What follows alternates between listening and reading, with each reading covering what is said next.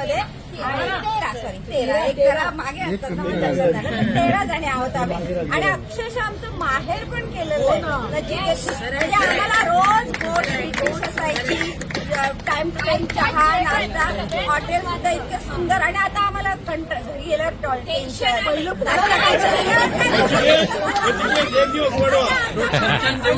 आणि मे महिन्याचे 2 किलो वाढले. पण आमचं संपलंय आणि आम्हाला महापौराला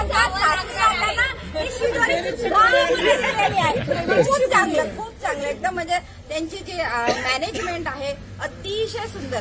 आम्ही या 1.5-2 वर्षात इतका टूर केले ना, पण अशी टूर नाही बघितली. ते आम्हाला सांगावं लागलं नाही की अरे नचिकेत चहाचा टाइम झाला, जेवणाचा किंवा हॉटेलमध्ये काय कंप्लेंट अजिबात नाही, कुठेही नाही. आणि आता आम्ही ही टूर आहे ना तुझ्या दत्तगुरूतून सगळ्यांना आम्ही सजेस्ट करू की ह्याच्या जायचं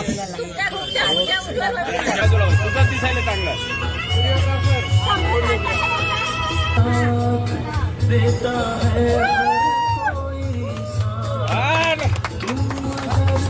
अंधेरों में ना छोड़ वेल्डन काका.